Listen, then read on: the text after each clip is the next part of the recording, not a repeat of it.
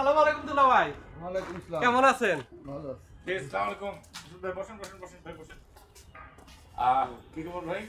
জি, খবর ভালো। হানিফ, তাহলে চা নিয়ে আমাদের সঙ্গে। জি দুলা ভাই, আর কি কি খাবেন? মানে এখন কিছুই খাবো না, আসলাম একটু বসে। লাচ্ছি টাচ্ছি নাস্তা অন্য কিছু খাবেন? না না কিছু খাবো না। দুলা ভাই, এটা কি কর? আপনি হলো দুলা ভাই মানুষ, আরে এখানে একসাথে কিছু খাবেন না? আচ্ছা, লাগলে বলবো তো, এখন যা গাড়ির কাজটা শেষ কর, যখন লাগবে তোকে বলবো, ঠিক আছে? যা জি বস। যা। দুলা ভাই কইেন। তাহলে মুসাদ্দিক ভাই হঠাৎ কি মনে করে আমার এখানে? জি ওই মানে মানে হচ্ছে যে এই দিক দিয়ে যাচ্ছিলেন, হঠাৎ করে আমার কথা মনে পড়লো, সেই জন্য চলে এসে, তাই তো? জি জি জি জি জি জি জি। আচ্ছা, বুঝতে পারছি। সবকিছু কেমন? আপনার অফিস কেমন চলছে? জি, ভালো চলতেছে ভালো চলতেছে।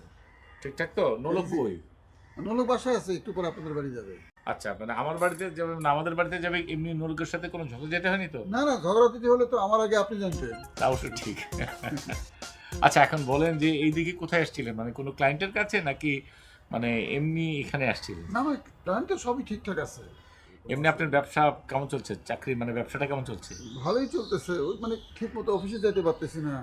কেন অফিস যেতে পারছেন না কেন? ওই যে আম্মা অসুস্থ, আপনার বোনকে আবার আম্মার একটু সময় দিতে হয়।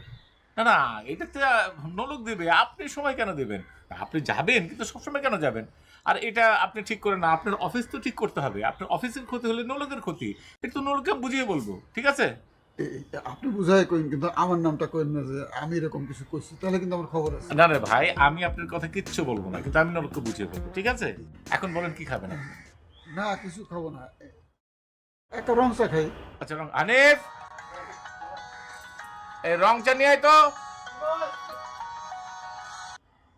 হ্যালো বস, আসসালামু আলাইকুম।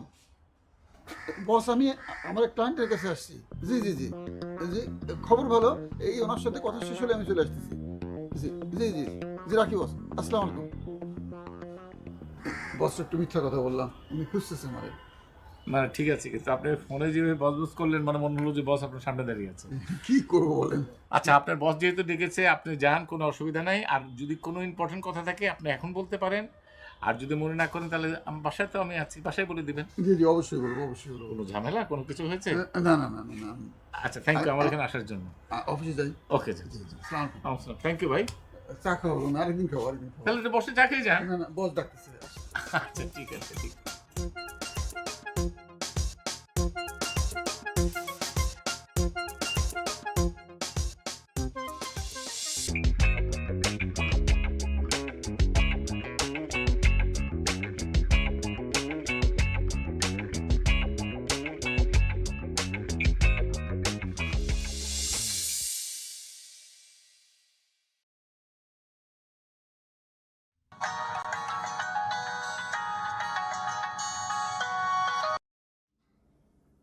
হ্যালো বউ, কোথায় তুমি?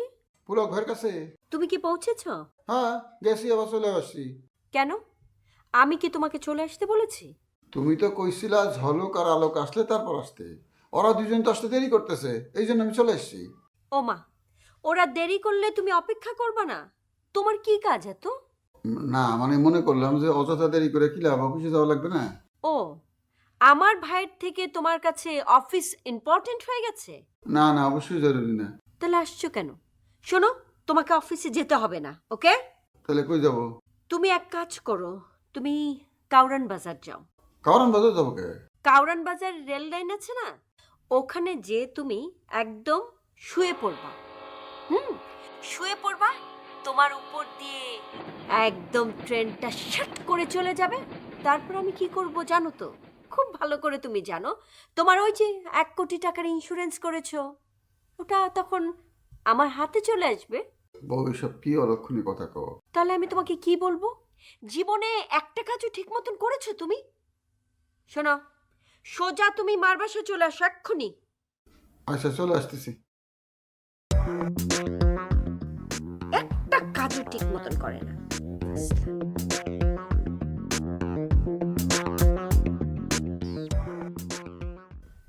তানহার সাথে কথা হয়েছে? হ্যাঁ, কেন? না, ওই ওদের বাড়ির বিষয়ে কি কিছু বলেছে? না তো। ও, আচ্ছা ওই তুমি তানহাকে একটা ফোন দাও তো।